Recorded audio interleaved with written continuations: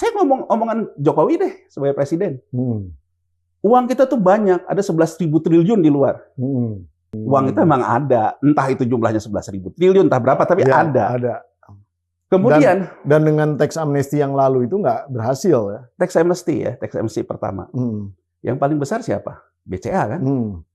Desas-desusnya di market apa? Divestasi BCA. Sebelum muncul teks amnesti, muncul Panama Paper. Pakai fronting. Ketika di Panama Paper tuh muncul tentang pembentukan vehicle untuk membeli divestasi di BPPN. Ini tuh dijadiin ATM gitu loh oleh politik. Ngancem. Nanti orang-orangnya datang, biayain politik, selesai.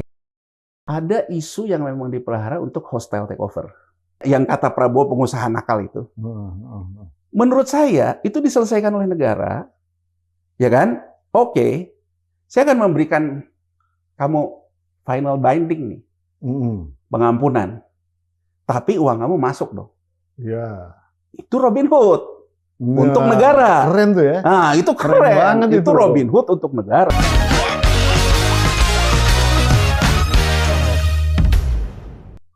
Bismillahirrahmanirrahim. Assalamualaikum warahmatullahi wabarakatuh. Waalaikumsalam. Yes, oh yes.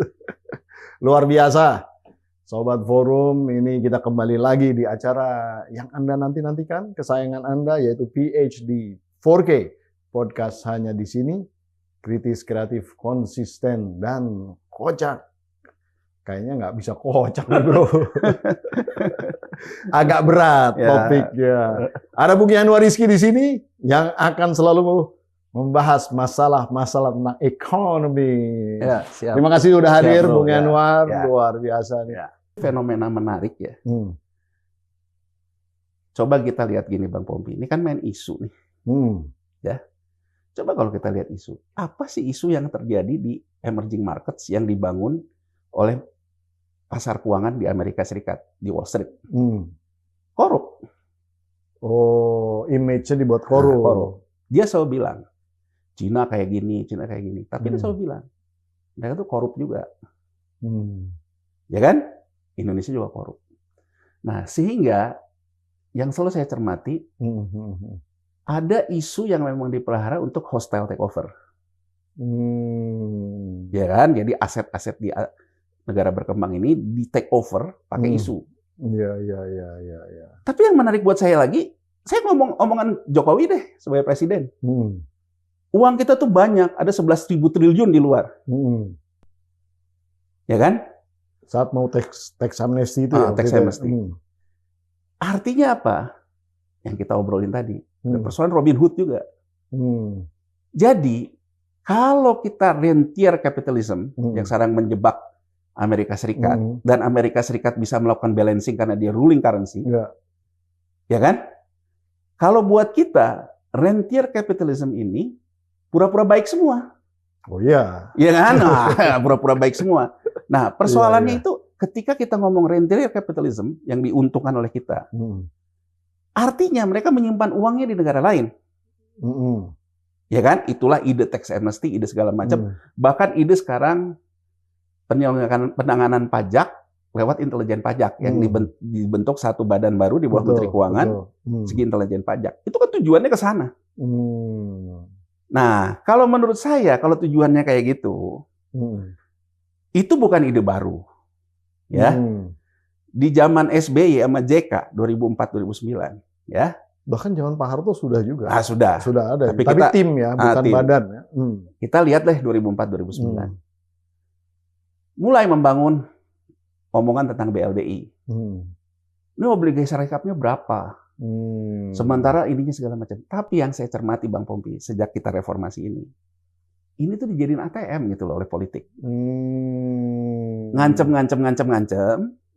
Nanti orang-orangnya datang, biayain politik, selesai. Deal. Nah, jadi kita kalau mengatakan bahwa karena kita terjebak dalam rentier capitalism, kita bukan ruling currency, berarti kan kita butuh figur seperti Deng Xiaoping lah. Nggak peduli kucing putih, kucing hitam, yang penting bisa nangkap tikus, dan dipakai untuk mensejahterakan rakyatnya. Tapi kalau sekarang, kita ibaratnya, saya tahu nih permainan kamu nih. Kamu ada duitnya di sini. Dan ujung-ujungnya 86 sesama elit. Ya kita pada akhirnya sudah terjebak rentier capitalism. Kita terjebak juga lah rentier oligarki. Nah, jadi kalau menurut saya gitu ya, kita ini jangan kebanyakan omon-omon. Iya. Saya setuju intelijen pajak kayak apa kayak. Nah, orang gitu ya, kemudian harus melakukan yang diambil ini karena kita bukan ruling currency ya. Berarti kita hanya bisa deal dengan warga negara kita yang punya masalah kan? Kita ambil kan? Nah, kita ambil, itulah kita untuk pembiayaan pembangunan.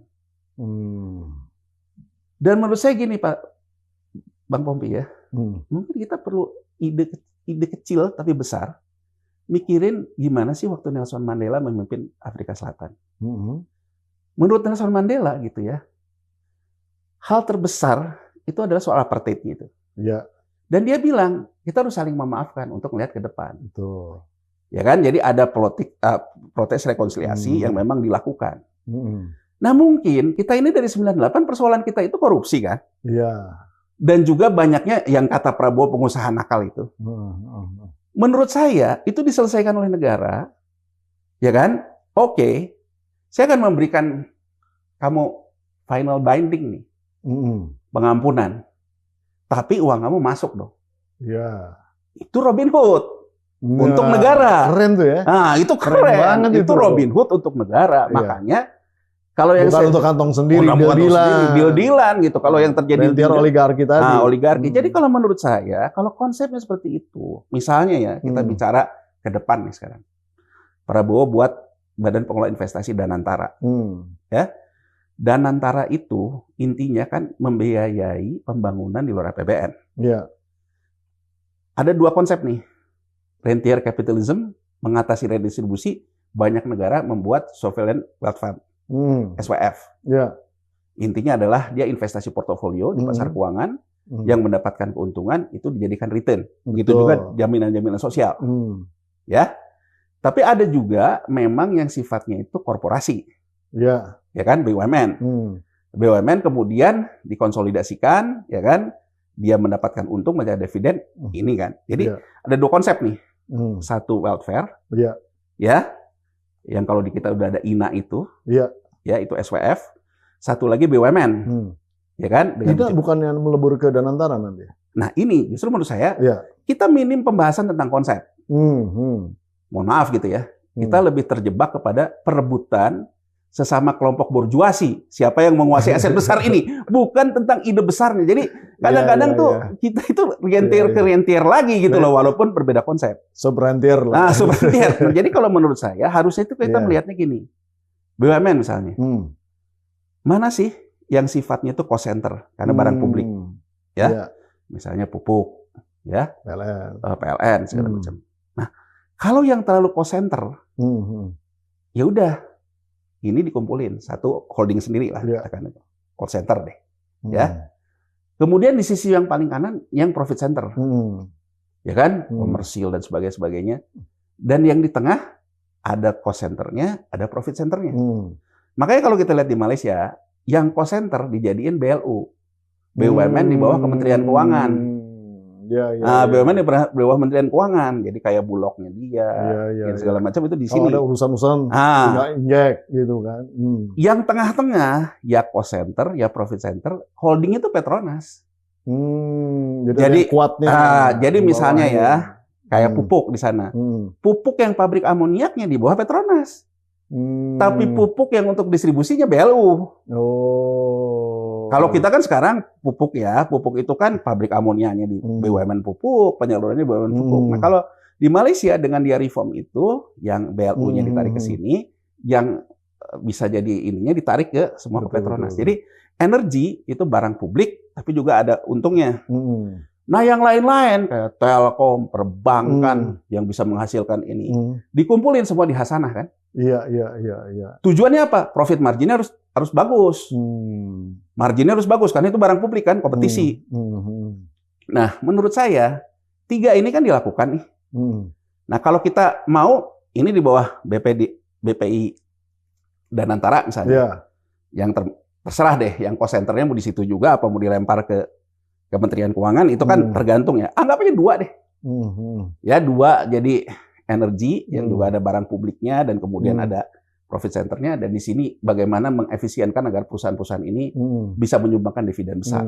Kan kalau yang profit center tujuannya menyumbangkan dividen besar. Kalau yang sini bisa melayani barang publik, tapi juga dia bisa memanfaatkan harga ekspor yang tinggi. Ya, jadi pendapatannya dari sini, wealth-nya dari sini. Nah, kemudian yang sifatnya kayak INA ditarik juga, karena itu wealth management kan, portofolio. Bahkan kalau menurut saya kalau kita ngomong ide besar, dana-dana jaminan sosial juga ke situ.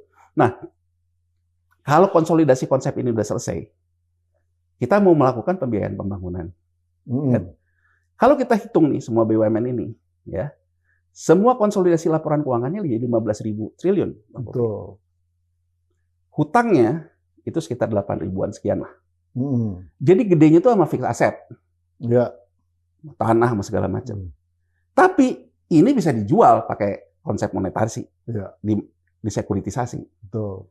Jadi misalnya saja PLN mau membuat pembangkit listrik, dibuat saja aset proyek di laporan keuangan PLN, dan antara di atasnya mensekuritisasi aset, itu namanya EBA. Iya. Kemudian, benar. ya kan, konsepnya lagi, oh yang terlalu sehat ini, tapi kita kayaknya bisnis ini kita lebih untung kalau kita eksekusi sekarang, divestasi misalnya, investasi saham. Jadi pendapatan juga. Nah, kemudian ya udah deh, Danantara yang gedenya menerbitkan obligasi Danantara dengan balance sheet yang 15.000 tadi, itu tidak akan berpengaruh ke APBN, uang ketiga kita. Nah, terus ya kalau sekuritisasi aja sih, gampang, duitnya dari mana? Ini kan yang akhirnya orang seolah-olah si A, si B jagoan gitu loh dalam mengelola investasi. Ya, debatable menurut saya. Kadang-kadang juga jagoannya malah bantuin perusahaan dia sendiri gitu loh. Iya kan, debatable. Nah, kalau Robin Hood beneran, ini harusnya kan disampaikan ke Presiden sebagai kepala negara. Pak, ini petanya. Kita butuh uang segini. Dari Menteri Keuangan, yang dari intelijen segala macam, Pak, ini uang-uang warga negara kita yang masih bisa kita sentuh lewat hukum. Presiden dengan 2 ini, panggil aja. Kita mau melakukan rekonsiliasi nih. Ini dana Anda, saya ampuni. Saya juga nggak minta uang Anda dibalikin. Saya hanya minta uang Anda taruh ke sini. Membeli sekuritisasi EBA ini, membeli obligasi Danantara. Dan bank kustodiannya saya minta di sini. Kalau Anda nggak mau, saya lakukan penindakan hukum. Ini Robin Hood, Bang. Jadi kita mengatasi, ya kan? Mengatasi dengan cara Robin Hood, tapi untuk negara. Gitu. Nah, yang saya takut tuh kan begitu masuk ke meja dari sejak reformasi ini nggak kedengeran gitu ditanda hukum, enggak. Bahkan orang kan kalau kita lihat di medsos kan menjadi ledekan terhadap Jokowi ya. Uang banyak 11.000 triliun gitu kan dia jadi diledek kan. Gitu. Sebetulnya kan informasi itu berarti secara intelijen sudah ada informasinya ya. Nah nanti tugasnya si badan ini apa mengeksekusi itu atau bagaimana? Tugasnya si badan ini kan badan ini kan intinya akan mensekuritisasi pada akhirnya Bang Popi. Oh dia hanya mensekuritisasi. Mencari duit. Tahu paham? Maksudnya tuh istilahnya kan kita udah tahu nih uang-uang di luar itu seperti apa gitu kan? Enggak, kalau badan Dirgantara badan intelijen. Oh badan intelijen maksudnya. Kalau badan intelijen intinya adalah uang yang bermasalah dia lakukan ini kemudian penindakan hukum. Betul. Tapi penegakan hukumnya kan bukan di dia. Dia kan hanya intelijen aja. Oh, jadi hanya dalam. Ya walaupun dirjen. Tapi kan sebetulnya informasinya udah ada kan? Udah. Kan sekarang gini. Berarti ini kan sebenarnya nggak perlu lama-lama lagi nih kan? Ya. Nggak perlu istilahnya operasi intelijen secara bener ngelihat dulu gitu dan. Sekarang karena sebenarnya kan 11 triliun itu ada real di luar kan? Gampangnya gini aja Bang Pompi. Kita kan lihat ya BLBI. Ya. BLBI itu recovery rate-nya di BPPN sampai bubar 27%. Ya. Semua orang obligor ini mendapatkan PKPS pernyataan lunas. Hanya bayar 27%.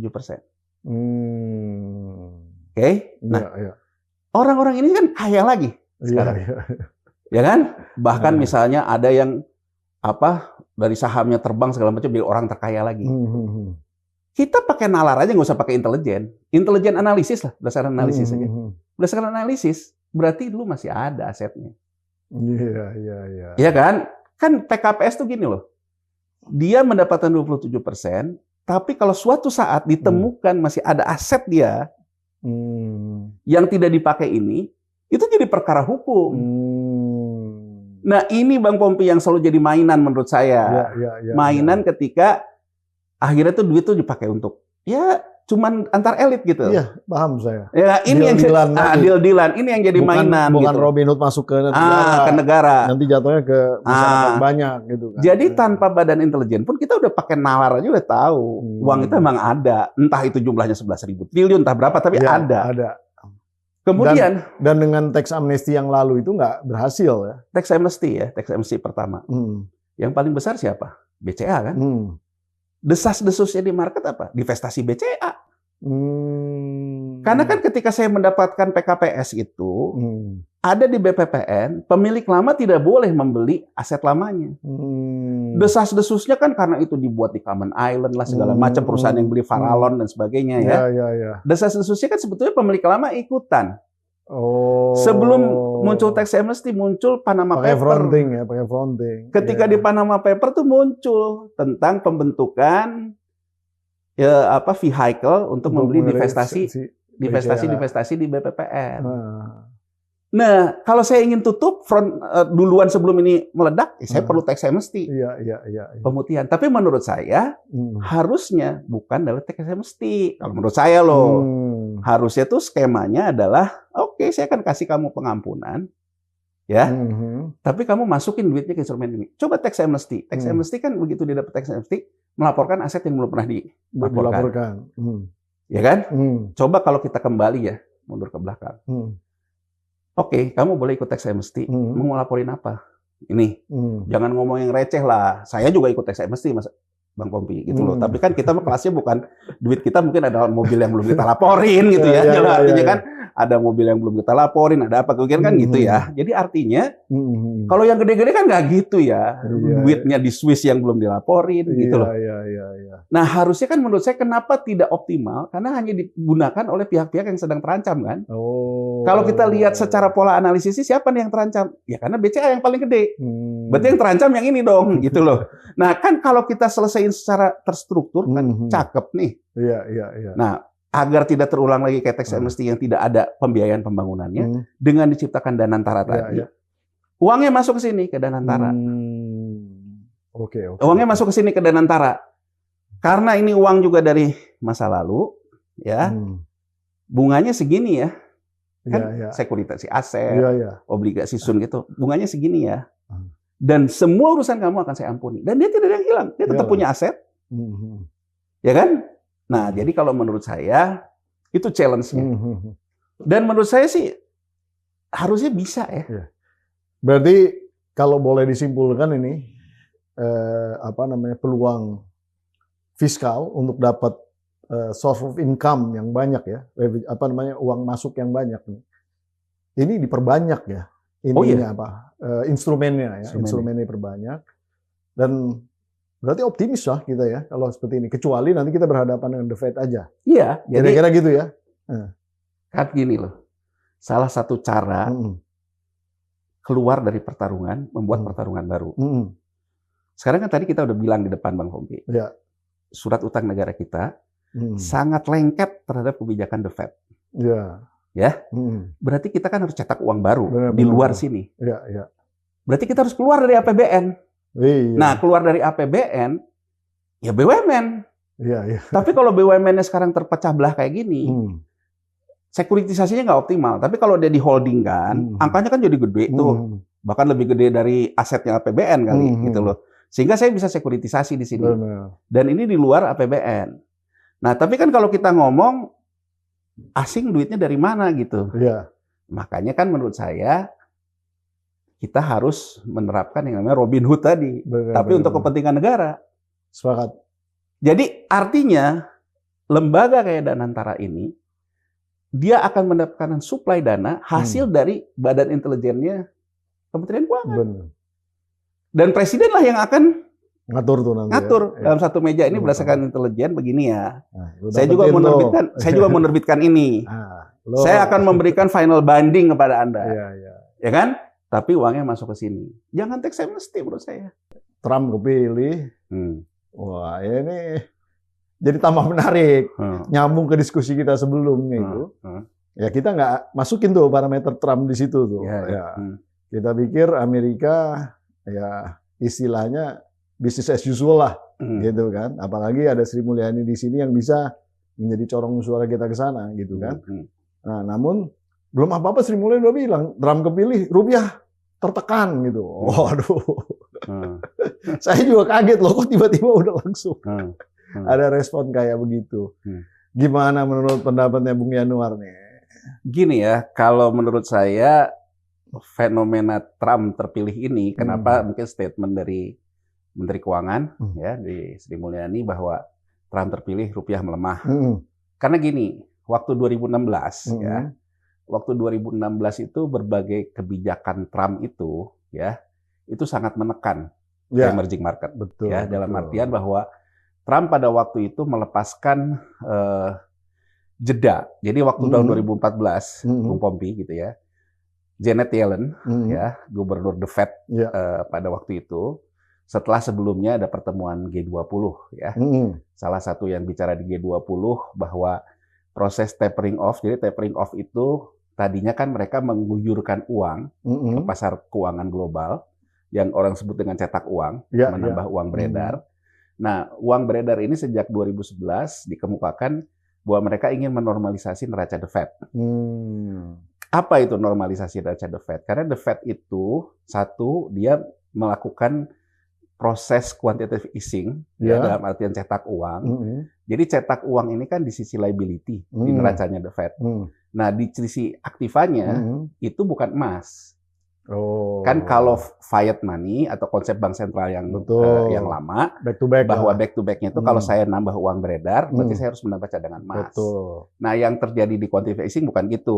Jadi uang beredar di sini itu lebih banyak di yang uang beredar di pasar keuangan, back to back-nya dengan surat-surat berharga yang dia bail out.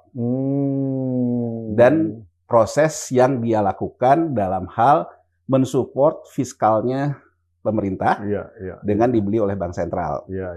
Nah, sehingga seperti juga kita bicarakan kemarin, ya, gugatan terhadap The Fed sebagai ruling currency, terutama posisi dia yang mendapatkan alokasi besar di SDR IMF, itu datang dari Cina sebelum Cina dan Rusia membangun BRICS ya. Nah, datang dari Cina sehingga The Fed sendiri menyadari bahwa neraca ini harus dinormalisasi lagi.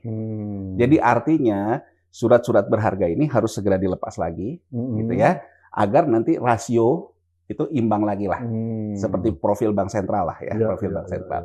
Nah, itu yang disebut dengan tapering off. Jadi tapering off itu dia berhenti membuat program yang sifatnya mengguyur uang beredar. Kedua, dia akan mulai melakukan pelepasan lagi apa yang sudah di bail out sebelumnya ke pasar ya. Jadi banyak program dia. Nah, itu membuat rupiah kita melemah jauh, bukan hanya rupiah. Hampir semua major currency. Jadi kalau Bung Pompi ingat gitu ya, waktu itu terkenal 5 fragile countries.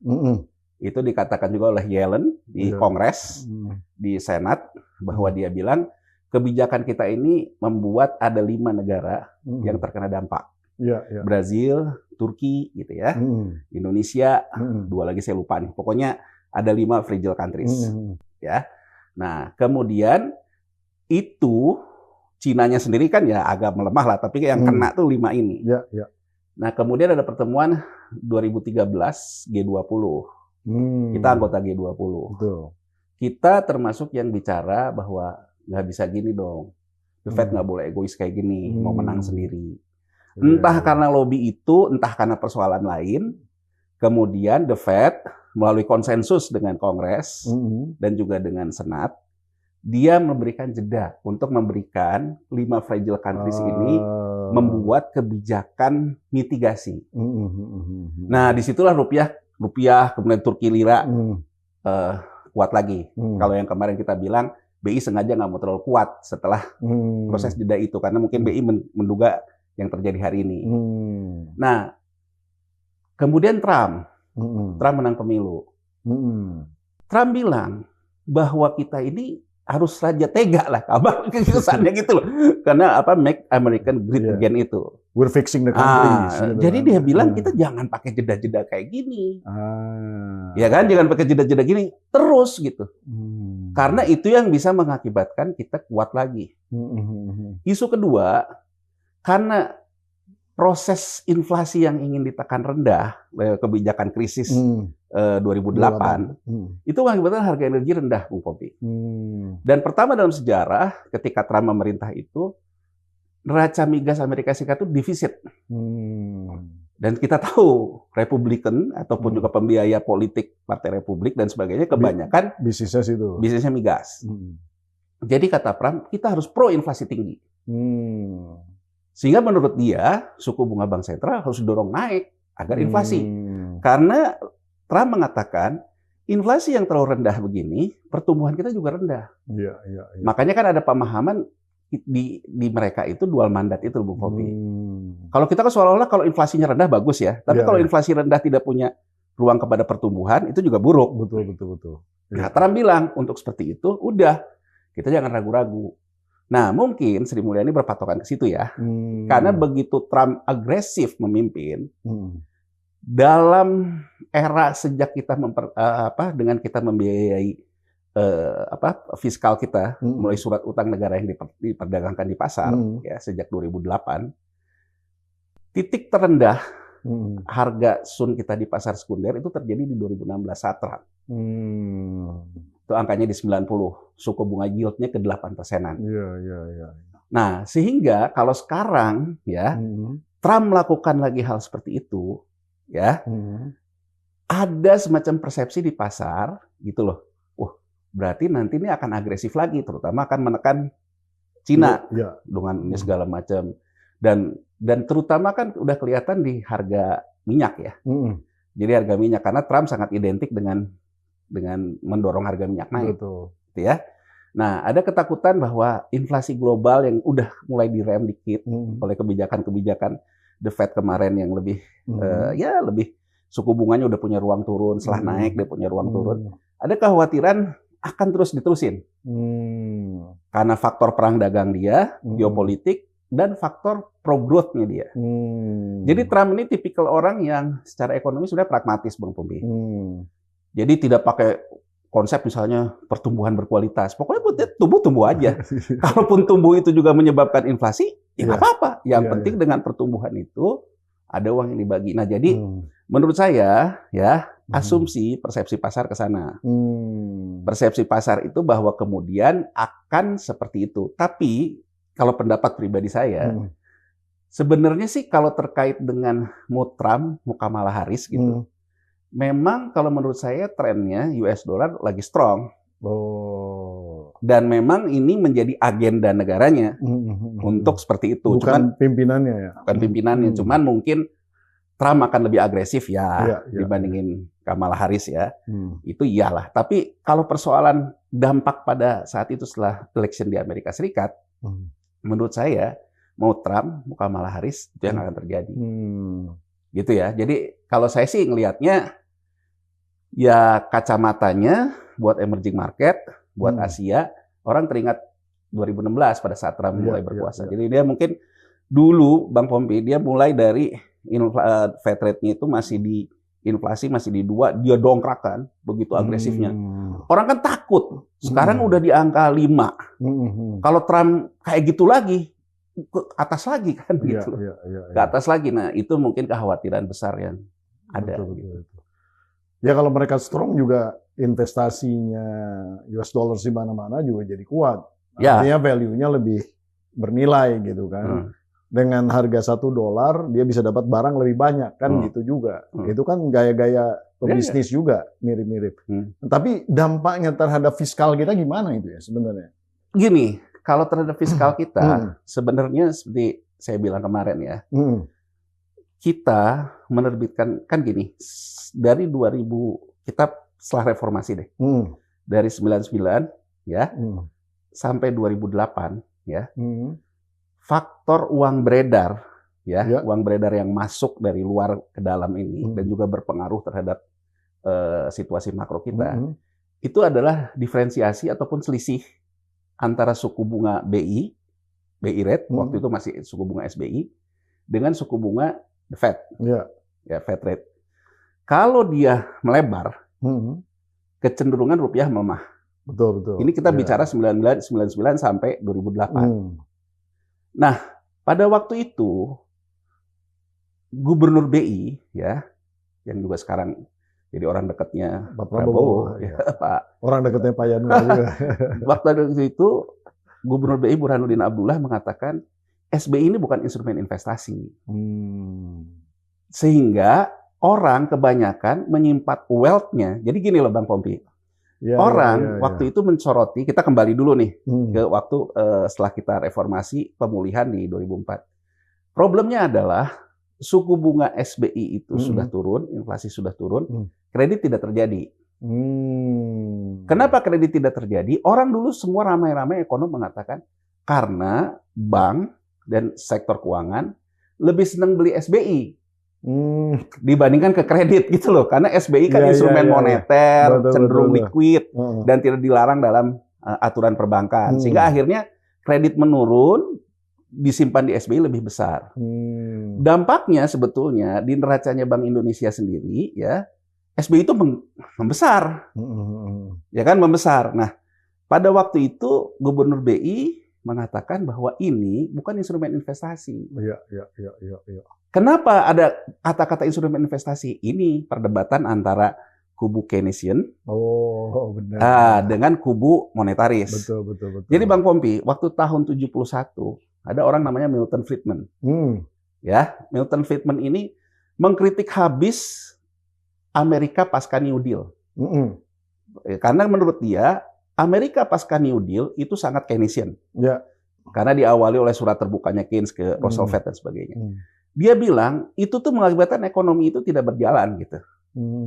Karena semua seolah-olah diserap lewat suku bunga segala macam. Dia pro kepada agar ekonomi tumbuh tuh uang dikasih aja ke pasar. Nanti juga dia akan mencari kesejahteraannya sendiri. Nah, ini tahun 71 ini, kemudian Reagan di tahun 80 mini krisis, karena 80 itu ada krisis kecil juga. Ada Margaret Thatcher dan sebagainya. Jadi kebalikan ketika waktu tahun 34 Roosevelt menang, ya Franklin Roosevelt menang. Franklin Roosevelt menang 34, dia buangan New Deal, basisnya adalah Keynes.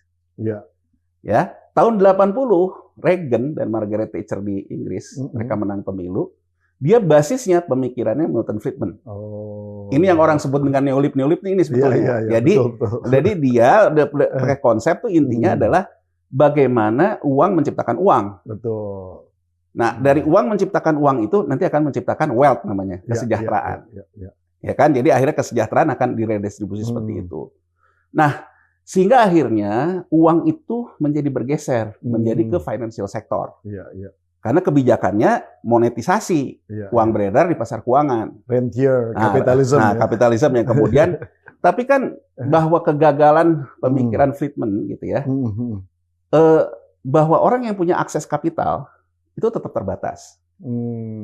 Katakan orang punya akses kapital, tapi orang punya juga yang namanya tidak punya akses pengetahuannya. Bagaimana jadi pemain di pasar keuangan. Sehingga selalu menimbulkan ketimpangan. Tapi kubu-kubu neoliberal inilah, kubu-kubu monetaris yang diinikan oleh Friedman ini, dia selalu bilang bahwa itu harusnya ada yang namanya hedge fund, reksadana, manajer investasi. Orang yang nggak bisa main nanti akan direstitusi oleh sini. Termasuk jaminan sosial. Jaminan sosial kan nanti masuk ke market, itu yang akan melakukan redistribusi. Itu pendapat mereka. Gitu ya. Jadi pendapat mereka itu seperti itu, tapi tetap tidak bisa menjawab persoalan. Karena pada akhirnya, katakanlah persoalan literasinya, edukasinya bisa diatasi oleh ini, tapi kan tetap persoalan kapital. Tidak semua orang bisa membeli instrumen seperti itu. Nah, ini membesar yang akhirnya jadi krisis .com di 90, ya kan? Kemudian ada Enron, Gate di tahun 2002 dan Arthur Andersen itu.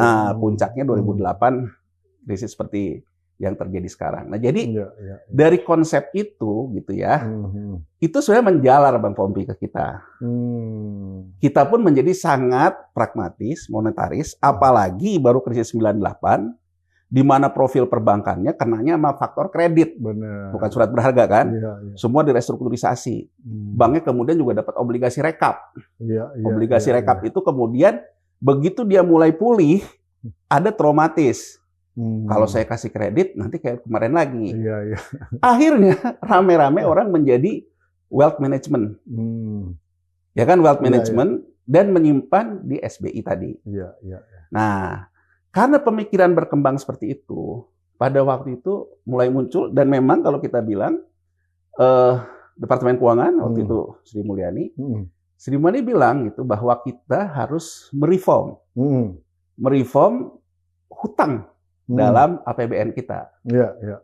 Nah, sehingga akhirnya singkat cerita, tahun 2008, ya, mulailah kita pada era, sebelum krisis terjadi nih, mulailah kita pada era pembiayaan kita melalui surat utang negara yang diperdagangkan. Jadi kita mensekuritisasi hutang dijual di pasar keuangan. Betul. Ini juga sejalan dengan harmonisasi moneter yang mengatakan bahwa kalau memang mau instrumen investasi, jangan SBI, diciptakan saja oleh instrumen investasi yang lain. Nah, akhirnya surat utang negara ini menjadi instrumen investasi. SBI pun hilang, jadilah dia BI rate yang kita kenal sekarang. Repo, 7 days repo. Jadi 7 days repo itu bank kalau dia butuh likuiditas, sun yang dia beli itu dikasih ke BI di 7 hari repo. Dibalikin lagi. Nah, jadi akhirnya BI itu tidak menanggung beban wealth gitu ya. Karena BI fokusnya lebih kepada mengatasi likuiditas, mengatasi inflasi. Nah, ini ya, jadi surat utang negara. Nah, menjawab yang ditanyakan Bang Pompi tadi, dari 2008 sampai hari ini berubah tuh.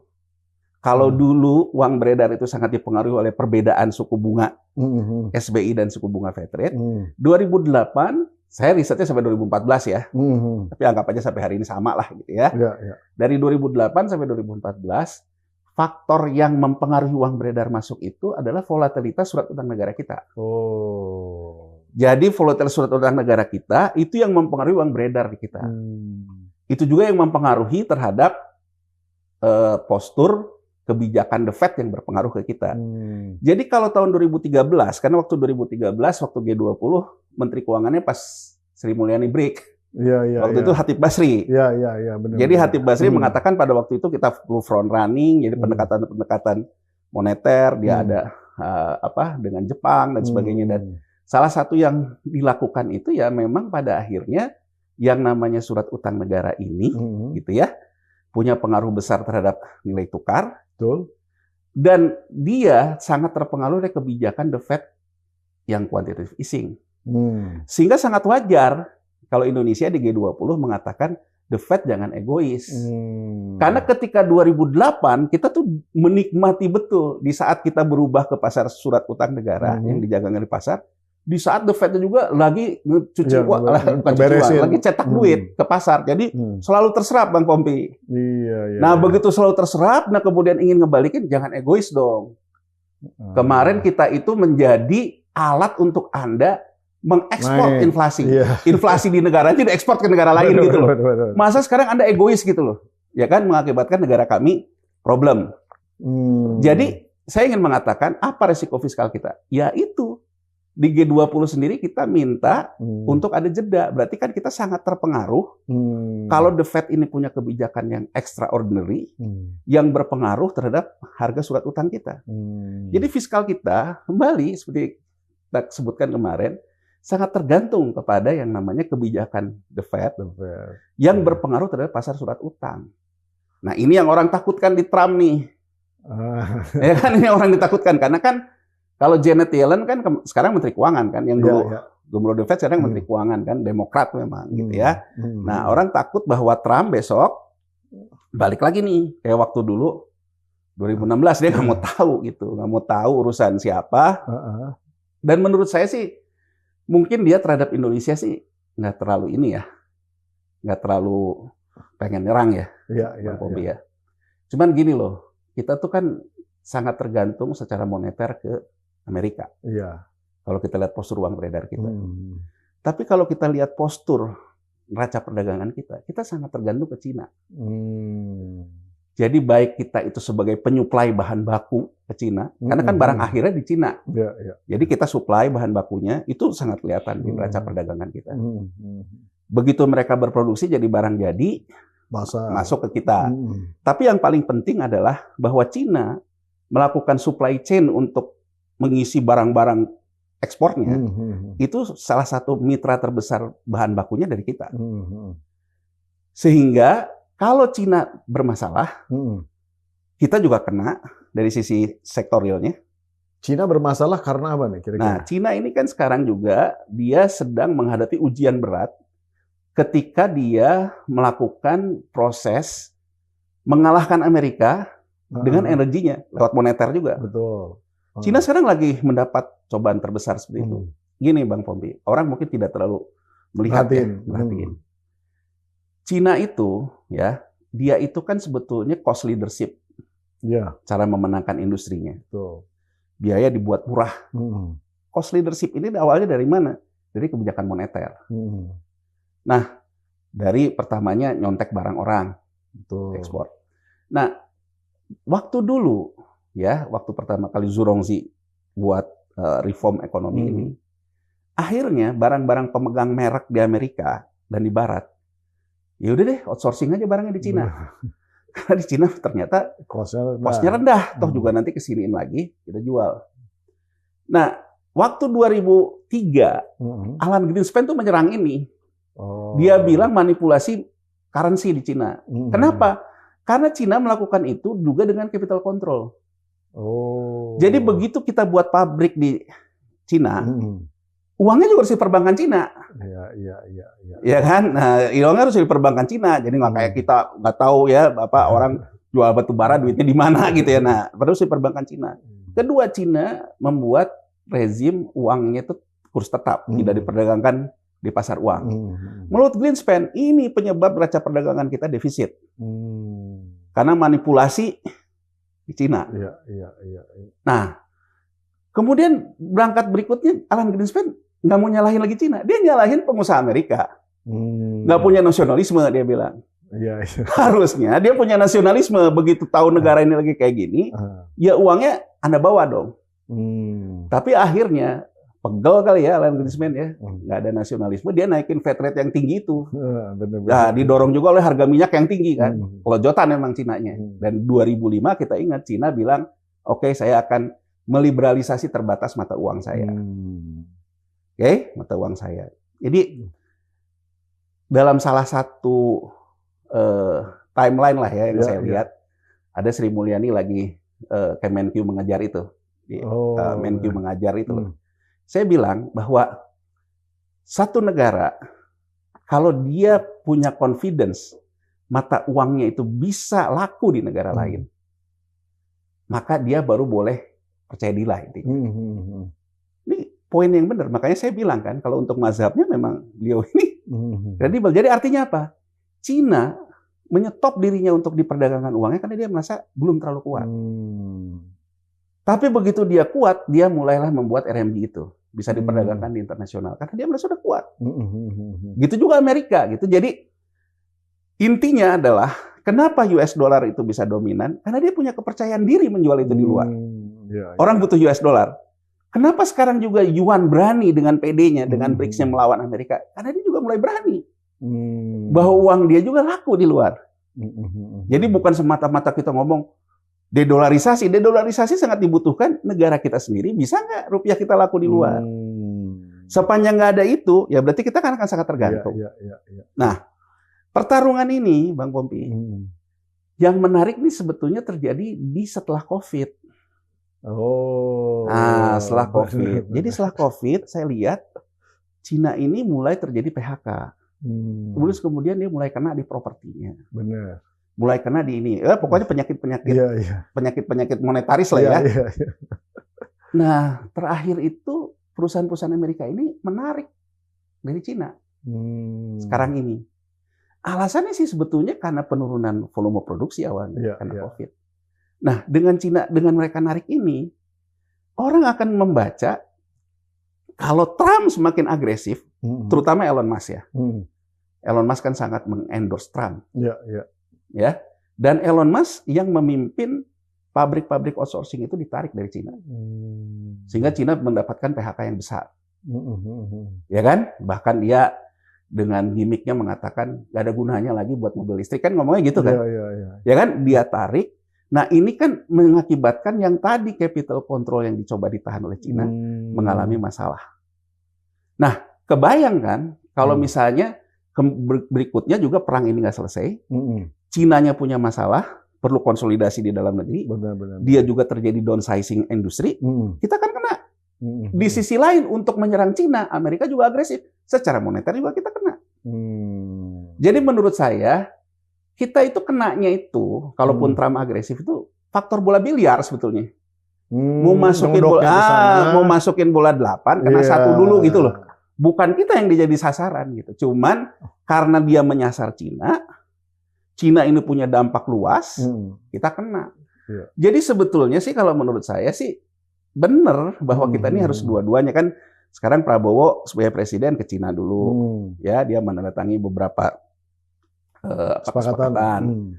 Kemudian ke Amerika, ya kan? Nah intinya kan bahwa di Cina dia menginginkan industri sebagai penyuplai bahan baku nggak selesai, nggak berhenti deh, karena kita juga saling ada ketergantungan di situ.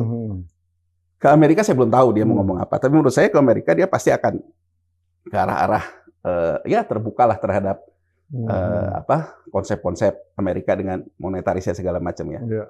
Mungkin dia mencoba balancing ini, tapi walaupun kita bisa balancing, kalau Trump kumat, emang gitu loh. Kalau Trump kumat, dia nyundul ke Cina gitu loh. Kita kena ini. Kita kena. Jadi menurut saya kena smashnya. Jadi ya tetap aja kalau menurut saya sih ujung-ujungnya kita memediasi antara ini satu ke sini iya, tapi tetap harus ada yang kita bangun dari diri kita sendiri. Karena kalau kita juga sekarang dua-duanya kena, sementara dua-dua ini bisa punya dampak. Itu sih menurut saya sih ya yang harus kita lihat. Jadi kalau dilihat dunia ini sekarang sebetulnya mengalami episode yang pernah terjadi juga di tahun 1920. Nah, sampai 1930. Saya bacanya nggak sampai situ soalnya. Karena 1920, 1930 Keynes itu mengkritik Adam Smith.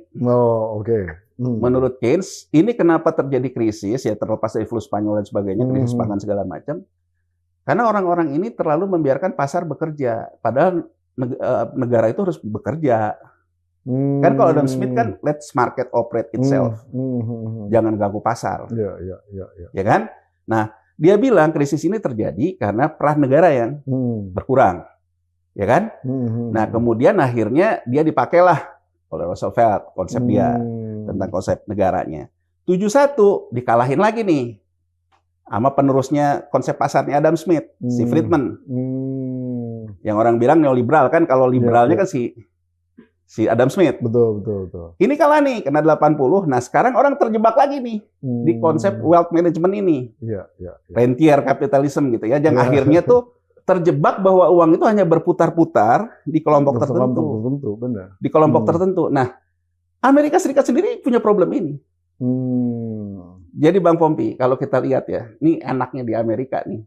Di Amerika itu kita bisa lihat gitu. Sebetulnya wealth ataupun orang itu sekarang pendapatannya dari apa sih gitu. Di Amerika. Ya kan?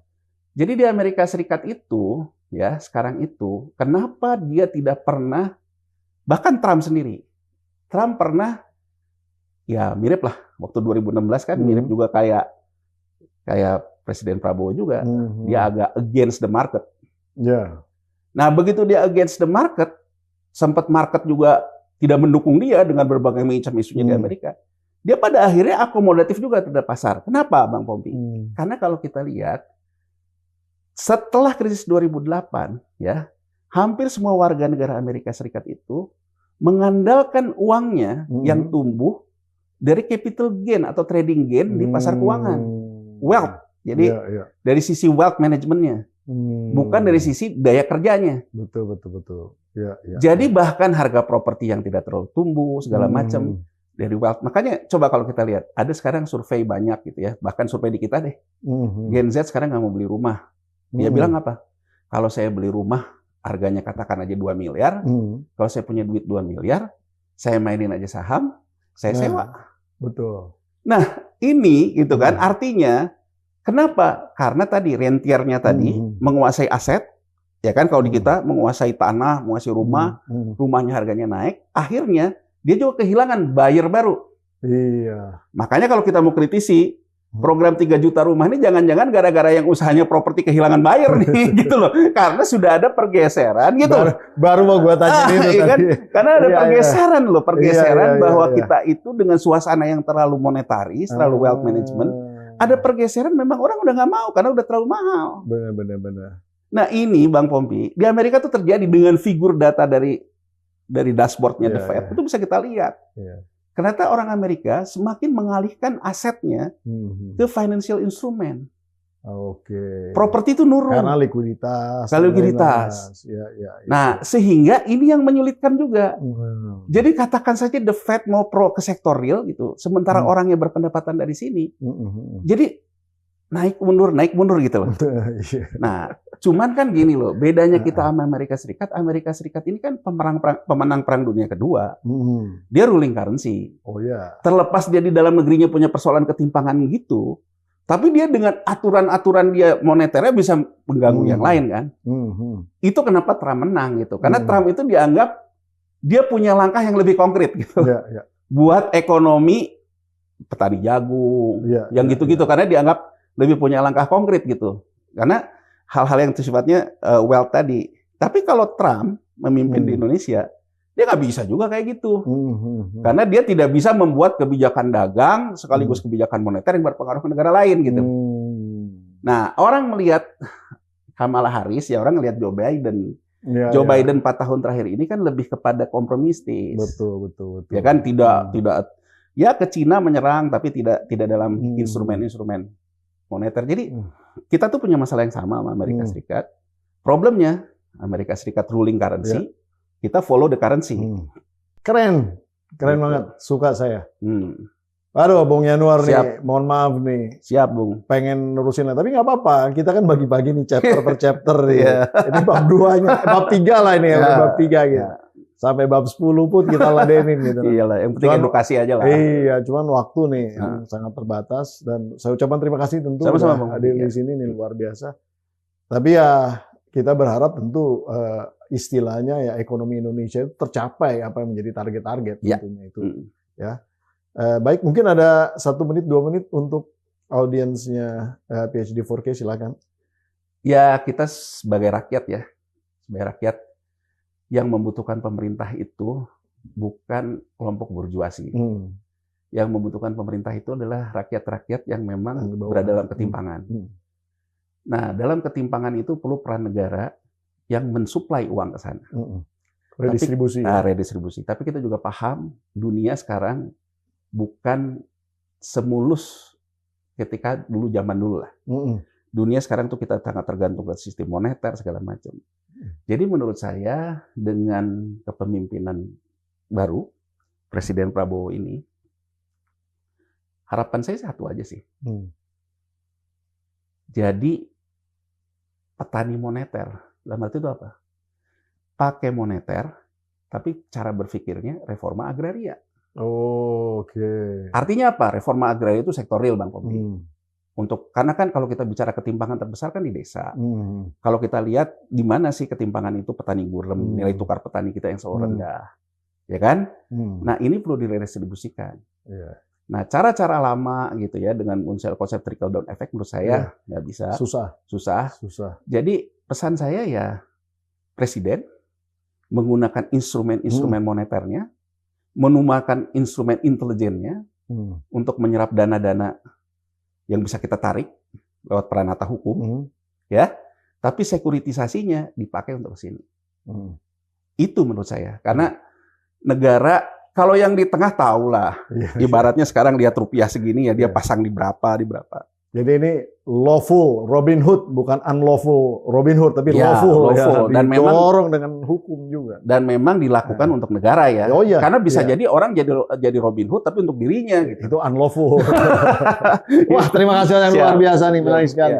Nah, Sobat Forum itu tadi suatu paparan yang sangat menarik dan membuat kita tentunya terbuka mata di dalam konteks melihat optimisme ke depan. Walaupun ada berbagai macam threats dan juga resiko yang harus dihadapi, namun dengan beberapa gambaran bahwa strategi yang akan dilaksanakan oleh pemerintahan baru ini cukup menjanjikan. Hanya memang jangan sampai nanti kemudian salah kelola atau disalah gunakan oleh oknum-oknum elit yang tadi melakukannya untuk kantong pribadi. Tapi kalau kemudian ini dilakukan di dalam konteks menjadi lawful Robin Hood gitu, di mana kekayaan-kekayaan yang belum tersentuh dan kemudian bisa dimaksimalkan di dalam konteks mendapatkan income negara yang kemudian diredistribusi kepada rakyat yang di bawah, ini harus kita dukung tentunya.